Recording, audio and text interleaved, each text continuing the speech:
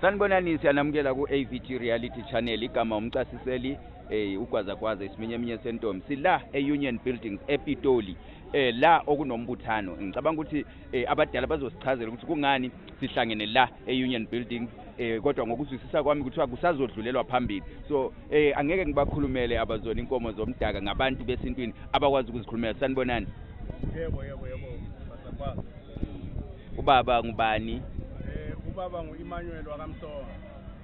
Baba sila namhlanje ungachaza ukuthi yipi inhlangano eyenze umbuthano lo nanokuthi yini kahle kahle esingayo namuhla? Ngiyabonga ithuba. Umbuthano walamhlanje awuso wenhlanganiso ethize. Umbuthano wenhlanganiso ezihlukeneyo eziye zahlangana ukuthi sizotshengisela ukungajabuli kwethu ngento ezakalayo ukuthi bazama ukungenisa nje ama-amendments nge-back door. Yilokho kusenza ukuthi lamhlanje nje sibe la ukuthi sizobhikisha sisuke lapha e-Union Building lapha sisatshengisa nje uSouth Africa ukuthi hayi nathi silana njengezizalwane zeZimbabwe kodwa sisazodlulela khona kusizinda ngathi embassy yeZimbabwe. Siyabonga kakhulu. Ngiyabona lapha umbhalo osesikibheni sakho ukuthi NDWG ungachazela mhlawumbe ababukeli ukhona abantu angabe sebedideka ukuthi yinhlangano yipi engabe wena uzoyimela namhlanje ngoba usisho ukuthi namhlanje zinhlangano eziningi ezihlangene eyakho le iNDWG iyini? Eyami inhlangano iNDWG yi-National Democratic Working Group ekhokhelwa ngubaba uJob Sikhala. Nakhona ku-NDWG sizinhlanganiso nje ezehlukeneyo ezincane eziye zahlangana futhi ukuthi sizame ukuthi sibambaneni ke sizame ukuthi sitshentshe umbuso kube ngcono elizweni lakithi. Ngiyezwa baba nikhala ngokuthi uhulumeni actually waseZimbabwe uzama ukuthi ayengeze ithemu abakuyo namhlanje kumanje engaze iyofika ku-2030 nina ngokubona kwenu ngoba bona beletha mhlawumbe izizathu thizeni abathi zona yizo ezenza ukuthi befune ukuthi bengeze okuwukuthi kungathi nabasephalamende baya kusupport nina kahle kahle yini enithi eniyibona imbi kakhulu ngayo lento yokuthi kuqhutekwe kuze kwefika ku-2030?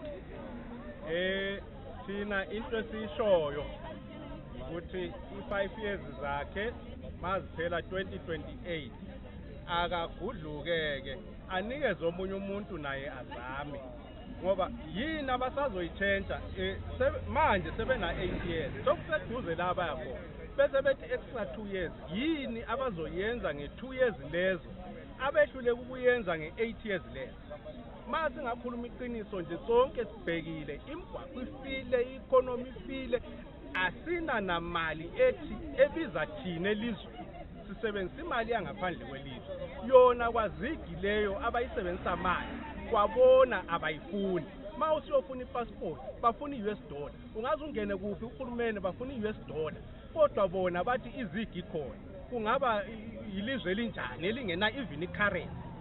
Sibheke nje liyabona ama-China angenile avukuza yonke indawo le.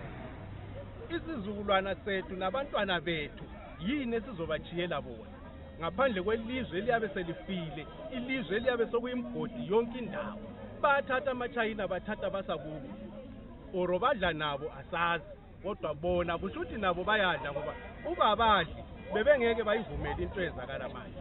Siyabonga kakhulu baba sesiphetha laphayana siye sabona ukuthi kuke kwenziwa izinto ecishe ezifana nalokhu enikwenza namhlanje zike zenziwa koBulawayo sabona amaphoyisa ezivimba ningathini ngalokho mhlawumbe izwi elingalidlulisa nje? Sikugxeka kakhulu lokho kwenzeka koBulawayo ngoba wonke umuntu isizalwane sonke seZimbabwe kwamele sibe ne-freedom of expression, freedom of association, uyayibona i-freedom of religion yonke leyo nto kwamele sikhululeke.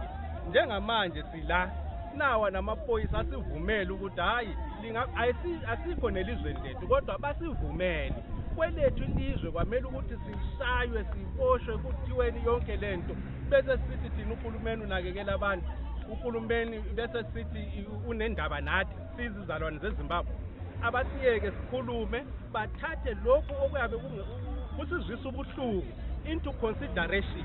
I think ukuthi sibe nohulumeni esingathi uyalalela abantu okwamanje lokho kwenzeka kuBulawayo sigxeka kakhulu. Siyabonga kakhulu kubaba labantu ngoba niyabona nje echaza ngamaphoyisa ubaba echaza ukuthi amaphoyisa khona abantu niyabona abantu sebefikile abantu basazosuka la balubhekise e-embassy bamarcha from union buildings okungama office kahulumeni besiya endaweni yaseZimbabwe eZimbabwean embassy. Siyabonga kakhulu kuningi enisazokubona siyabonga kakhulu kubaba. Siyabonga.